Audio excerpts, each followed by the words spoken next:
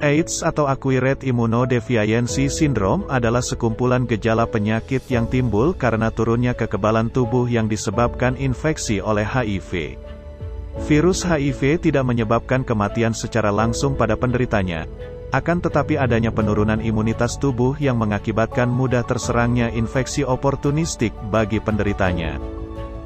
Kita semua tahu bahwa HIV baru akan muncul atau menunjukkan gejala setelah 10 tahun terpapar dengan si virus. Sehingga perlu kita ingat bahwa seseorang yang mengidap AIDS terlebih dahulu terserang oleh virus HIV.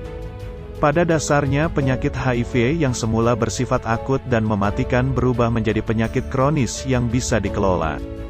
Namun demikian, hidup dengan penyakit kronis menyisakan persoalan-persoalan lain yang memerlukan penyesuaian-penyesuaian baik secara fisik, psikologis, sosial, dan spiritual. Oleh sebab itu, perawat dianggap perlu melakukan pengkajian terhadap aspek psiko, sosio, kultural dan spiritual pada pasien dengan HIV/AIDS. Menurut Potter dan Perry, respons adaptasi psikologis terhadap stresor menguraikan 5 tahap reaksi emosi seseorang terhadap stresor, diantaranya adalah pengingkaran, marah, tawar-menawar, depresi, dan akhirnya menerima. Apabila seseorang yang baru mengalami penyakit ini, maka secara psikologi dia akan mengalami ke-5 tahap stres ini. Aspek yang pertama adalah aspek psikologis. Seperti yang diuraikan Potter, ada 5 tahapan psikologis yang akan dihadapi pasien ketika mengidap penyakit ini, diantaranya adalah: pada tahap pengingkaran atau denial, tindakan perawat yang dibutuhkan adalah mengidentifikasi terhadap penyakit yang diderita pasien, dan mendorong pasien untuk mengekspresikan perasaan takut menghadapi kematian dan mengeluarkan keluh kesah yang dirasakannya. Selanjutnya, pada tahap kemarahan atau anger, tindakan perawat yang dibutuhkan adalah memberikan kesempatan untuk pasien mengekspresikan kemarahan yang dirasakannya, dan memahami kemarahan yang diekspresikan oleh pasien. Kemudian, pada tahap tawar-menawar atau bargaining, tindakan perawat yang dibutuhkan adalah mendorong pasien agar mau mendiskusikan perasaan kehilangan dan takut yang dirasakannya dalam menghadapi penyakit pasien, dan memotivasi pasien untuk menggunakan kelebihan atau nilai positif yang ada pada dirinya. Selanjutnya, pada tahap depresi, tindakan perawat yang dibutuhkan adalah memberikan dukungan dan perhatian pada si pasien, memotivasi pasien untuk melakukan aktivitas sehari-hari sesuai dengan kondisi pasien, dan membantu menghilangkan rasa bersalah yang dirasakan pasien. Jika memang diperlukan, kita bisa mendatangkan pemuka agama. Selanjutnya, pada tahap menerima, tindakan perawat yang dibutuhkan adalah memotivasi pasien untuk mau berdoa dan sembahyang, dan memberikan bimbingan keagamaan sesuai dengan keyakinan yang dianut oleh pasien. Kemudian yang kedua adalah aspek sosial. Respons adaptif sosial individu yang menghadapi stresor menurut Stewart dapat dibedakan dalam 3 aspek, diantaranya adalah: yang pertama adalah stigma sosial memperparah depresi dan pandangan yang negatif tentang harga diri individu. Yang kedua adalah diskriminasi terhadap orang yang terinfeksi HIV, misalnya penolakan bekerja dan hidup serumah, bahkan penolakan dalam kehidupan bermasyarakat juga akan berpengaruh terhadap kondisi kesehatan pasien. Dan yang ketiga adalah terjadinya waktu yang lama terhadap respons psikologis, dimulai dari penolakan, marah-marah, tawar-menawar, dan depresi berakibat terhadap keterlambatan upaya pencegahan dan pengobatan. Karena ketiga aspek sosial inilah yang memperburuk kondisi kesehatan si pasien. Padahal dengan adanya dukungan sosial yang baik dari keluarga, teman, maupun tenaga kesehatan, dapat meningkatkan kualitas hidup dari orang dengan HIV/AIDS. Berikut ini merupakan jenis dukungan sosial. Yang pertama adalah dukungan emosional, yang mencakup ungkapan empati, kepedulian, dan perhatian terhadap orang yang bersangkutan. Yang kedua adalah dukungan penghargaan. Dukungan ini terjadi lewat ungkapan hormat atau penghargaan positif untuk orang tersebut. Selanjutnya yang ketiga adalah dukungan instrumental, mencakup bantuan langsung, misalnya memberi pinjaman uang kepada orang yang membutuhkan, dan lain sebagainya. Dan yang terakhir adalah dukungan informatif. Dukungan ini mencakup pemberian nasihat, saran, pengetahuan, dan informasi serta petunjuk. Apa sajakah dampak bagi lingkungan jika seseorang mengalami penyakit ini? Yang pertama adalah menurunnya produktivitas masyarakat. Salah satu masalah sosial yang dihadapi penderita HIV/AIDS adalah menurunnya produktivitas mereka. Daya tahan tubuh yang melemah, dan angka harapan hidup yang menurun, membuat daya produktivitas penderita HIV/AIDS tidak lagi sama seperti orang pada umumnya. Hal ini menyebabkan kebanyakan dari mereka kehilangan kesempatan kerja ataupun pekerjaan tetapnya semula.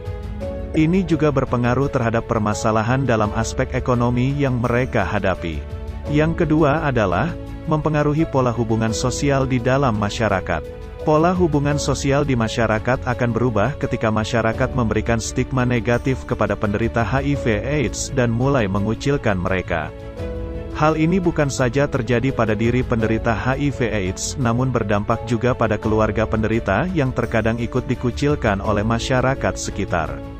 Yang ketiga adalah meningkatnya kesenjangan pendapatan atau kesenjangan sosial. Kesenjangan sosial dapat terjadi ketika masyarakat di sekitar tempat penderita HIV/AIDS tinggal mulai memperlakukan beda atau mendiskriminasi, memberi stigma negatif dan mengkucilkan penderita HIV/AIDS.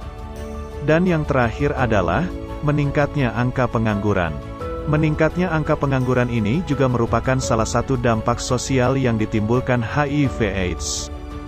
Daya tahan tubuh yang melemah, antibodi yang rentan dan ketergantungan kepada obat membuat penderita HIV/AIDS merasa didiskriminasi dalam hal pekerjaan, sehingga mereka susah untuk mencari pekerjaan yang sesuai. Berikutnya adalah aspek kultural atau aspek budaya. Berlangsungnya perubahan nilai budaya tersebut disebabkan oleh tindakan diskriminasi dari masyarakat umum terhadap penderita HIV/AIDS, serta pengabaian nilai-nilai dari kebudayaan itu sendiri. Perilaku seksual yang salah satunya dapat menjadi faktor utama tingginya penyebaran HIV/AIDS dari bidang budaya. Seperti budaya di salah satu provinsi di Indonesia, kebanyakan orang tua menganggap bila memiliki anak perempuan, dia adalah aset keluarga. Menurut mereka, jika anak perempuan menjadi pekerja seks komersial atau PSK di luar negeri akan meningkatkan penghasilan bagi keluarga. Dan bagi keluarga yang anak wanitanya menjadi PSK, bisa menjadi orang kaya di kampungnya. Hal tersebut merupakan permasalahan HIV/AIDS dalam aspek budaya, dan budaya atau adat seperti ini seharusnya dihapuskan. Yang terakhir adalah aspek spiritual. Respons adaptif spiritual dikembangkan dari konsep-konsep Ronaldson yang menjelaskan respons adaptif spiritual, meliputi, menguatkan harapan yang realistis kepada pasien terhadap kesembuhan. Harapan merupakan salah satu unsur yang penting dalam dukungan sosial. Orang bijak mengatakan, hidup tanpa harapan, akan membuat orang putus asa dan bunuh diri. Perawat harus meyakinkan kepada pasien bahwa sekecil apapun kesembuhan, misalnya akan memberikan ketenangan dan keyakinan pasien untuk berobat.